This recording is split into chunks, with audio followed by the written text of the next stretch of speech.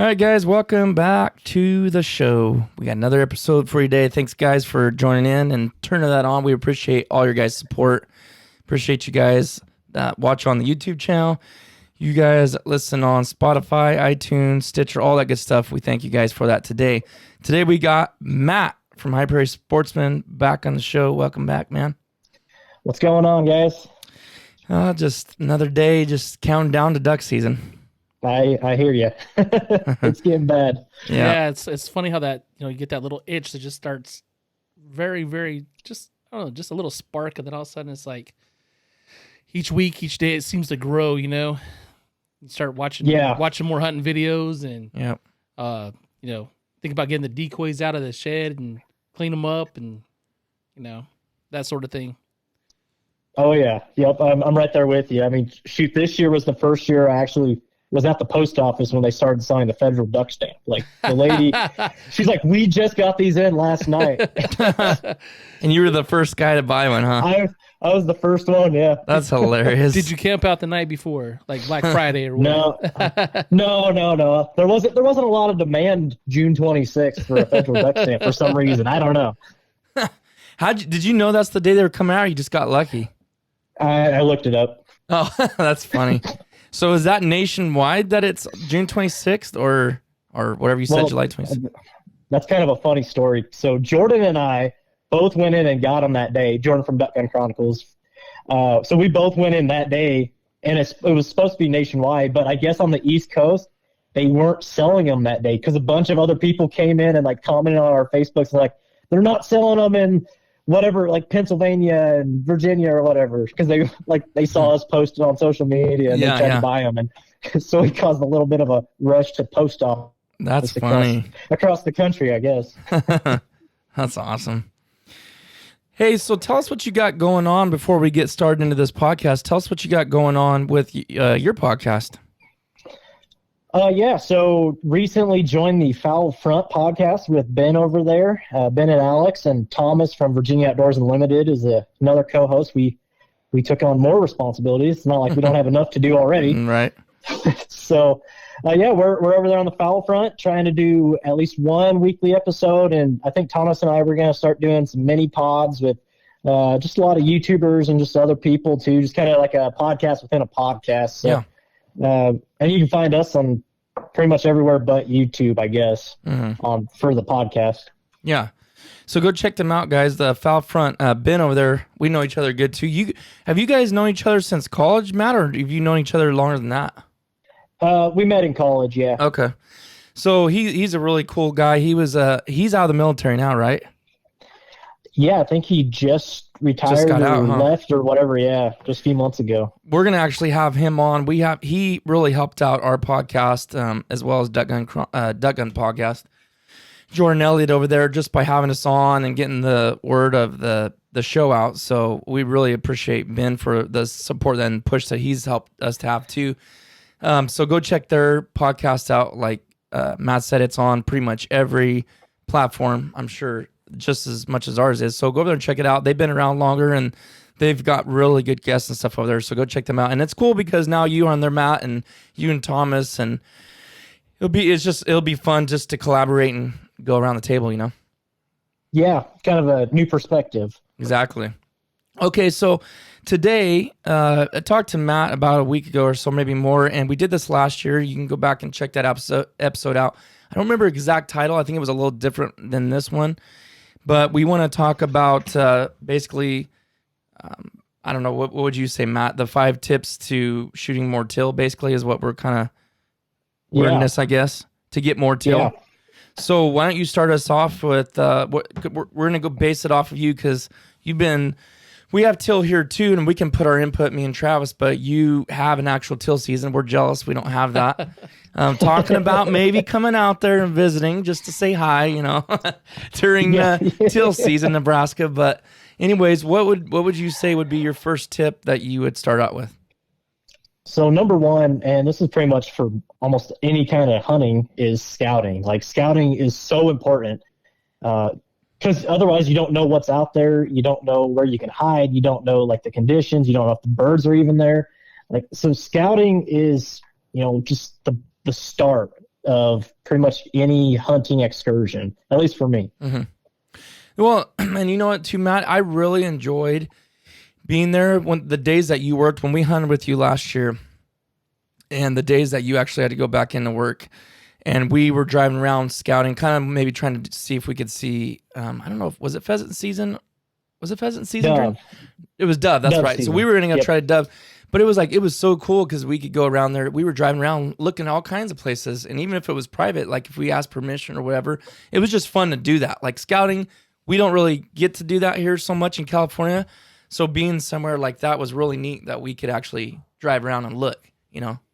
Hey, Yeah. Matt, what do you look for? I mean, are you hunting, is these a lot of water that is permanent water, or is this water that seems to come in when they do some irrigating? What type of water are these birds coming into? And do you typically scout early morning, afternoon, or in the evening? What seems to be your pattern there? So I guess starting off, teal really love shallow water. So they're like wetlands. They love wetlands, tailwaters on lakes, and even some like shallow rivers and stuff you can get teal on. It varies it varies from year to year. This year we're drier. So like the spot where Titus and I hunted last year is bone dry. There's not a drop of water in it. So there's no teal there. And I've already started scouting. But yeah, so I'd start with the shallow wetland areas, and then what you're going to want to look for in those areas is like a food source. So for teal in Nebraska and Kansas, that's going to be like your barnyard grass. Smartweed is the main one. I mean, there's smartweed all the way over to Virginia, and I don't know about California, but there's a lot of smartweed all across the country, and that is what teal absolutely love. Now, as far as scouting time, I like to go out late, right before sundown. You're going to see a lot of birds moving then, and before sunrise. That's when the teal are most active. That's when you're going to find a ton of them. You might find a midday loafing pond, and if you see teal on there, I'm not saying you can't have success hunting them in the morning there, but more than likely there's not going to be as many there. That's just kind of where they're chilling out during the day. So I like to check those morning and late afternoon, late evening times. First light, last light kind of deal. Yeah. Yeah. Okay. So are these typically birds that are local birds, or are these migrants? A little bit of both. And it really, once again, it's year dependent. So up in the sandhills, there'll be some teal that nest. Last year, we actually had teal nesting because we had so much water last year. All of our wetlands were full.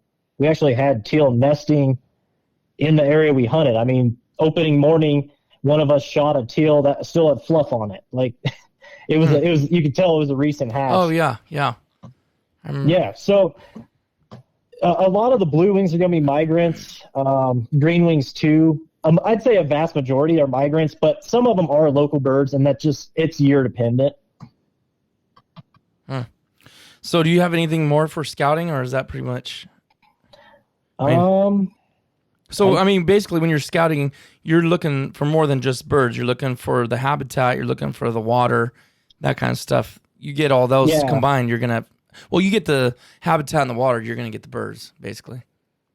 Yeah, pretty much. You time of day, habitat, water. I guess if the birds are actually there, so looking for feathers, footprints, actual birds, and then another big one that can be tricky for teal is concealment. Like, how are you going to hunt it? Last year was easy. We just stood in a cornfield. But some years you're hunting a bare pond or something, and there's not a lot of spots to hide. You got to either bring an A-frame in or lay out or get creative. Yeah. But that's pretty much the basics. And guys, too, don't forget to check out Matt's channel on YouTube, High Prairie Sportsmen. One thing, when you did that video recently about the same topic, I didn't even know. It was funny. I had talked to you about this first, and then that video came out, so I'm sure you had already recorded it. But what I never thought of was like, I never thought about when you're scouting, you're also scouting the hide. You got to know what you're bringing in there, too. I mean, it's kind of, we think of that. We don't really think of that because we know that's what we're doing. But it's something, if you're trying to help somebody out that's never done it before, that was a good point you brought across about you got to pay attention to that too, Yeah. So, all right, your number 2 one, we're kind of moving through these fast. Improved concealment, I seen. So what do you have that goes with that? Yeah, so I see people like I'll see articles or people on forums saying like teal or dome, you don't really need to hide that well, and that's true to an extent. But I like to overdo it. I like to it's just one less thing to worry about. And a lot of times when birds aren't finishing, I don't care if they're geese, ducks, teal, whatever, it's because they can see you. Mm-hmm. And improving your concealment's a big part of that. You want to break up your outline. So you want to tuck into the weeds or make sure your blind's fully brushed in or whatever. You want to make sure your body isn't shining. So even something like sunglasses can be really shiny, maybe give away your location. Your face is a big one. You use face paint or face mask. Even gloves on your hands. If you keep them down in the shadows and stuff, you're fine. If you're tucked down in the shadows, you don't have to have all that stuff. But, better safe than sorry in my world. Yeah. Anything to make the hunt better. I mean. Yeah, but, I've seen guys are like, oh, you need a 5-gallon bucket and go sit in a weed row or something. And you can shoot plenty of teal like that. But, it's better to make sure you have all your bases covered, at least when I'm hunting. I don't want anything wrong if I can control it. Exactly. Yeah. Really good point. All right. Well, I like your third tip, and go ahead. Yeah, so pretty simple. Teal season's super early. It's one of the first hunting season that rolls around. So practice shooting. A lot of guys will put the shotgun away in January, February, whenever their goose season ends, maybe March after snow goose. And that's, they might not pull it out until September. So practice your shooting, go out, shoot blue rock, skeet, trap, whatever. And if you can shoot live stuff, like pigeons or doves, live targets are even better because they're not going to fly as consistently as a blue rock. Mm-hmm. So those are all, and we could talk about this topic for hours too. Right. Well, when's your dove season start? So dove season September 1st, teal season September 5th. So I've got 4 days to dove hunt. Okay. And kind of get honed in. That'll help a lot because to me, I would say dove are probably harder to hit than waterfowl, I think. Do you think that, Travis? I don't know. I heard a survey once. They said that if they like average it, how many shots you'll take at each bird through the different species, and they say dove is by far the harder. The most shots are taken to hit a dove. Okay. On the average. Than a kill. So, yeah. I'd say that's right. Yeah, I agree. Yeah.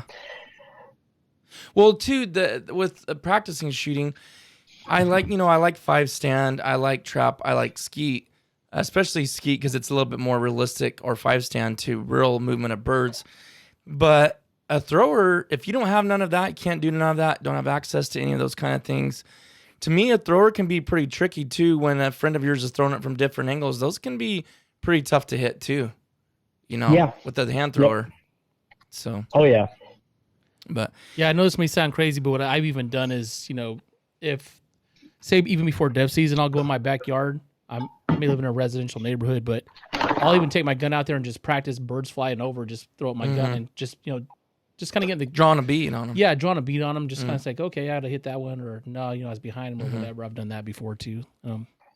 Yeah. Neighbors look over the fence. They might call the cops. But yeah, for sure. All right. Yeah, like you said, we could talk about that for a while. I'd probably do another. We did an episode a little while back, me and Travis, about improving shooting.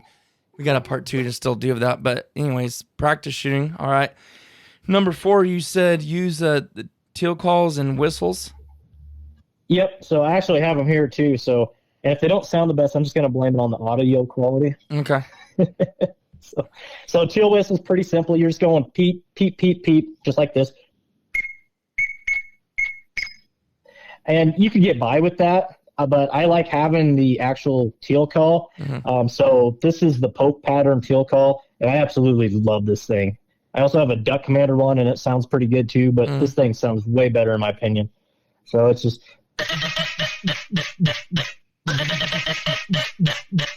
So it's a lot higher pitched than the mallard. And,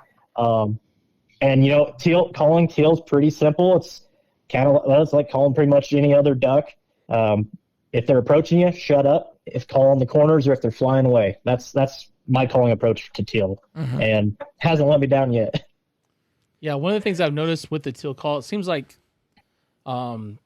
I'd say in the past 4 or 5 years, it seems like a lot more people, there is we hunt, have went to more of, away from the peeping and more into the, I guess what you call a teal quack. I've noticed that just where we hunt. I don't know if you've seen that at all, Titus. Yeah. I mean, Richard Burns always did that. Remember? Yeah, but I hear a lot more other people just out there, there's more people blowing that type of call. Yeah. There's more people doing it for sure. I agree. The first time I ever bought one and even tried to use one was last year, but I just I blew it a couple of times when I went out there with Matt and I just quit because it's like, I'm not, I know if you don't practice and you're not feel like you sound good enough, I'm just not going to blow it. Cause I mean, don't feel comfortable. Yeah. It's just, I'm not gonna blow something just to say I blow it if I don't sound good at it, just like I feel like anybody with the mallard call or anything like that. I mean, you gotta learn sometime. I just feel it kind of like it's in your truck and not your home where you should practice, not in the field. But so that's kind of why I didn't blow it last year. But Matt, you blow one well, and Harrison was doing his. He was using his mallard call, and that sounds pretty good. It definitely gets a lot farther because it's a lot louder. So if they're in close, it's probably a little too loud, but I think that either one of those, I truly think Teal Call helps big time. I really do. At least just draws their attention, which would go right into the next, the fifth thing that helped get more teal, and that is the decoys or the spinner wings. It draws that attention to look that way, and then if they see that, I believe they hone in. And how do you feel about that stuff, teal decoys? Yeah, so there's a little bit of debate here among like actual teal hunters and stuff. But starting out with, for decoys, teal absolutely love spinners. If you're in a state where you can use the spinner, use 3 spinners. I don't know if you can put out enough spinners for teal. I only usually typically put out 3. I don't go over that. But they absolutely love them. I know guys were buying woodpecker spinners from Mojo because they were like $15, and they bought them out last year. So, I mean, it doesn't matter if it's a dove spinner, teal spinner, whatever, mallard spinner, teal just love them. And it could just be just the teal, or it could be how early they come through too. I mean, they're mostly uneducated birds for the most part. So it's kind of a 2-pronged factor, I'd say. Yeah, that's true. Could just be that. And if you pattern them and that's what they're doing, they're already coming anyways. I mean, who knows if you didn't stick anything out, if they'd already come back in there anyways. I don't know. It makes us feel better as duck hunters, though, to have all that stuff out at least. Oh, yeah. Do you put go ahead. Sorry, go ahead. Do you put a mixture of teal decoys along with other decoys, or do you just go primarily with all teal decoys? So I going back to the scouting point, I'm a big proponent of realism. I don't know if you guys fly fish, but there's a term there, match the hatch, kind of. Basically, I put out whatever I'm seeing out there. So last year, like, we saw pintails, we saw eclipse mallards, we saw even coots. So we had coots, we had hen mallards, we had hen pintails, hen gadwall out there, just because that was what was in the area we were hunting. Yeah. So but I absolutely love the teal decoys. I think the teal decoys make more of a difference than if you were just using hen mallard decoys. But if you're on the X, you're on the X. And I mean, you could throw painted pop bottles out there and still shoot teal. I mean, it goes back to your scouting a lot. And if you're looking at a budget standpoint, hen mallards will work in a pinch. I just prefer to use the teal decoys. That's personal preference. Yeah. Well, I'm a big proponent of that too. I talk about that, especially last year. I specifically, because everybody has mallard decoys, right? So everybody just takes mallard decoys everywhere they go. Even like you said, there's probably teal hunters that use mallard decoys, and I'm sure they shoot teal.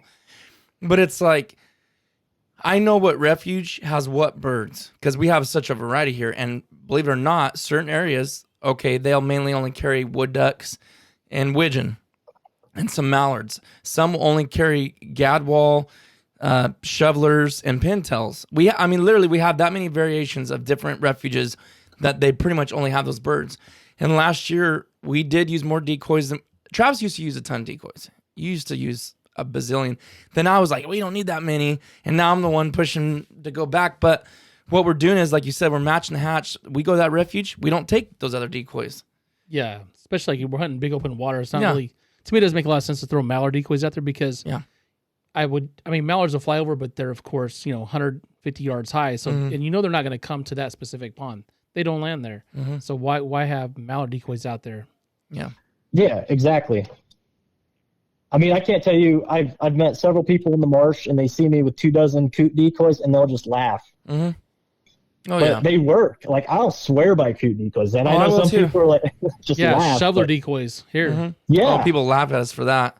I'm like, just because we throw shovelers out doesn't mean we're targeting shovelers. It's matching what they naturally see out there. Plus, they're a strong visual decoy. You can see them from way up high. That white sticks out, you know?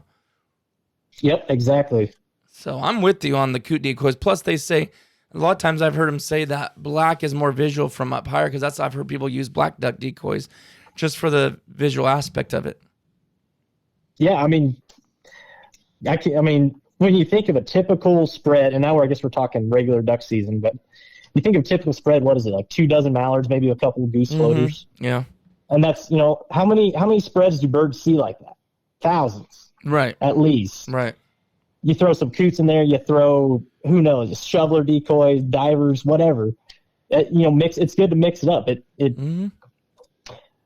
Whatever you can do to set yourself apart. Yeah. Yeah, exactly. And I used to, with the concept what Tyus was talking about earlier about taking so many decoys. I mean, I would take a ton, but I figured, you know what, try to make the pond look like a closed zone if I can, because that's where the birds want to be, where all the other birds are at. And so I think in different scenarios, a lot of decoys for the visual aspect is good. Mallards, if you're hunting tight little potholes, you don't need that many decoys really in those areas, because you're not gonna, at least out here in California, you're not gonna jump 30 mallards out of one hole. You might jump 4 or 5 at max. Mm-hmm. And if they want to be there, they're going to be there. I mean, if all I have to do is see 3 friends or buddies in there, and they're like, "Oh, okay, we'll come join." I mean, that's how it is out here, at least. Yeah, for sure. Well, you got any crazy stories? Some many teal hunts, something that you did differently that worked, kind of that you didn't expect? Yeah, I got one actually, and I've got video of it too. It's from my second year. I think it's 2018, the opening day of teal. So I got out to the spot. I scouted it. I knew there was water in this little wetland, and there was like really short grass with maybe 2 inches of water, and the grass was maybe, 4 or 5 inches. But the water was wide open. It was like a little deeper pool or something. So I sat up there, and I'm walking in, and I know there's birds using it. I've been scouting it out for weeks. There's teal every time. Just checking this. So I get there super early, and I was like, okay, I'm just going to lay down in this short grass and cover up and try that. Mm-hmm. Well, I found out there was water there, and just an inch, but I'm not laying down in an inch of water for a teal. So I saw on the edge, like the field edge, I saw a bunch of sunflowers. So I went over, cut a bunch of sunflowers, and literally just built like a square out of sunflowers. And you can see this in the video. Like, I'm just sitting in this little square of sunflowers, and these sunflowers are like 4 foot tall maybe, and I just kept cutting and stacking them together, made a little temporary blind. And I literally had a flock of like 20 teal fly, I bet a foot over me, just like, phew. And I got that sound, like it was awesome. It was like you get it when you're standing in the cornfield and shitting cattails and stuff, but like directly overhead, almost took my head off. Like, that was crazy. That's awesome. So what's a typical flock of teal? I mean, what's like maybe the biggest flock of teal you've seen? Like, how many birds would you estimate? Last year we seen a ton of teal. I don't know, probably 50. Yeah. I mean, they'll get in one flock. Yeah. Wow, Easily. that's awesome. Well, it was just. Yeah. I'm editing something from last year, and I was looking at some of the single flocks that were going over, and they were every bit of 50. I know you've seen something like that, Travis, even when we have big pushes. Yeah, it's been a few years back. I was out hunting by myself, and I was out there and hunting a pond that was primarily mallards. And all of a sudden I looked up, and I thought they were blackbirds. There were so many. I estimate there was probably 300 to 400 teal in this flock. And literally, it sounded like a jet when they went over. Mm-hmm. And I didn't even shoot. I was just an on just to watch it. It literally sounded like a roar. It was just like, yeah. and it was the biggest flock of teal I've ever seen. and and I think somebody may have flushed them out of the closed zone of the refuge I was hunting. But they came in this huge wave, and they came over my pond. They went over 3 or 4 ponds. And I was just waiting for somebody to blast them. And this was in the afternoon, and I don't think there was very many people out in that refuge at that time. And I never heard anybody shoot at them. Wow. But it was amazing. I mean, you could see that. I watched them until they went out of sight because it was so awesome It's to like see a that many black birds. cloud moving all over the place. It was like those huge flocks of blackbirds that you see. Wow. And they were all moving in unison. It was insane. They were all green wings that I could tell. Are you going to, how many times are you going to whip out the 28 gauge this year, Matt? I am going to use that a ton. I actually just bought 2 cases of Boss for it. Now I'm not going to use Boss on teal, but I really want to get some mallards with it. And if the geese cooperate, we're talking 10, 15 yards for geese, but I really want to shoot some honkers with it too. That would be so cool. But I'm gonna use it a ton. Well, for teal season, how many times do you think you'll use it? Oh, we'll see. I mean, I stocked up on 20 gauge ammo.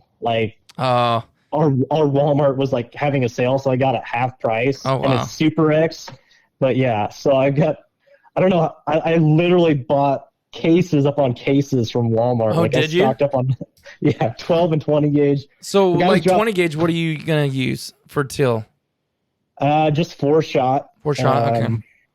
Yeah, I got 2 3/4 and 3-inch, so probably just 2 3/4 for that. But I mean, if they cooperate like they did last year, that's all you need. Oh yeah, easily. I mean, I couldn't find any 6 shots, so. Right. All right. Well, thanks for coming on and giving us the tips, and hopefully you guys listening, this helps you out and helps you shoot more teal this year, coming from someone with a lot of experience on those early teal season. And maybe we'll see you out there, but if not, we'll enjoy every bit of watching your channel, Matt, and seeing how it goes for you this year. Yeah, I guess we should plug the Flyways Collective while we're still here. Yes. Actually, I'm dropping your reaction video next week, Titus. I don't know when this will come out, but yeah. So sometime next week, I've got your from the Flyways Collective itself, actually. Okay. Yeah, that's I'm glad you brought that up, Matt. So the Flyways Collective, if you guys haven't heard us talk about it, if you're new to the podcast, we have a group of us YouTubers that come together, collaborate, work together, support each other. It's High Prairie Sportsmen, Matt here, that's on the podcast, Mid-Valley Mercenaries, Duck Gun Chronicles, Virginia Outdoors Unlimited, Outdoor Limits, and I'm missing Freelance Duck Hunting. Freelance. So we're all on there, and we're hunting together. We've done hunts together. We podcast together. We do Matt and Jordan have started the YouTube channel for the Flyways Collective, so you can check that out on YouTube. And we got some cool stuff coming up this season, so watch for that. And if you want to stay updated with all that stuff, you guys can check the YouTube channel out too, and the Facebook and Instagram. Yep. Okay. Did I get everything? I think so. All right. Well, thanks for coming on, Matt. Yeah, no problem. All right, guys, check Matt out. We'll see you next time.